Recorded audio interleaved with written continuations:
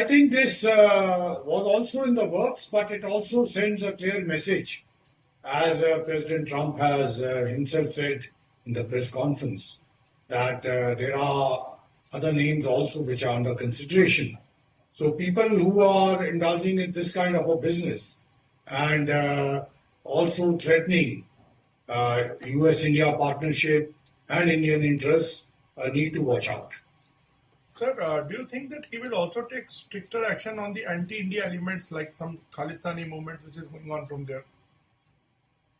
I think that if you look at the joint statement, it mentions about that. In fact, it speaks in the people section about, unruly elements and different kinds of threats.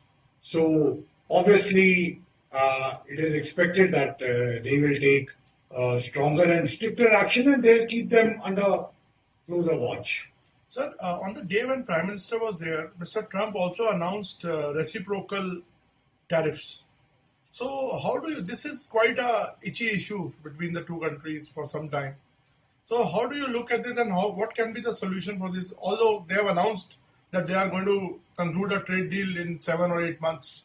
So can you just give us your sense on this? So I think what you have said is very significant, but let us see this in perspective. Firstly, President Trump believes that tariffs are a method by which economic balance can be done. It's his perception, and he has spoken about it earlier too. In fact, in Trump 1.02, this issue came up. Now, we also need to see the Indian part in perspective. So it involves about $40 billion. India is not one of the largest countries there having the imbalance. There are other countries, and those countries are also, many of them are allies of the United States. So it is not that this was directed towards India. But what you have pointed out is, I think, and that's where it is very important, that what they have decided as far as trade and investment is concerned. If you look at Prime Minister Modi's tweet before the visit, trade was to be one of the important issues, and it was discussed in the meeting. And in the trade, they have spoken about a very clear new goal, which is Mission 500. That is increasing the bilateral trade to $500 billion by 2030. And also start the negotiations on what you have said is a bilateral trade agreement by fall of 2025. And there is also a commitment by both sides to look into bilateral trade barriers, market access. Remember that Indian companies also have an issue with market access to United States, and supply chain. And on supply chain, I would like to mention that it was in Trump 1.0 during the COVID time that President Trump had very strongly pushed for secure supply chains. And India had emerged as an important partner in that, and that has continued, and which will continue this time too. And finally, in that statement, you will see that there is recognition of the role which the Indian companies are playing in the United States, that they are investing almost $8 billion and creating high-quality jobs in the United States. Sir, another issue which recently came into limelight was the treatment meted out with the deported people. And now we understand that more deportees will be sent from there. So, this issue was not broadly touched on, although there was a talk of illegal immigrants during the visit. So, do you think that this was raised closed doors or something like that has happened? So, I think the Prime Minister was asked about this and he has answered. Look, there are three broad aspects of these are illegals.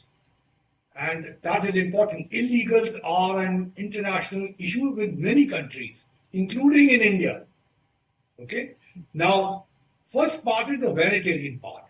If there is any mistreatment or ill treatment, that government of India has already said that it is taking up with the US. So I'm sure if it needed Prime Minister's attention, it would have been taken up there by him.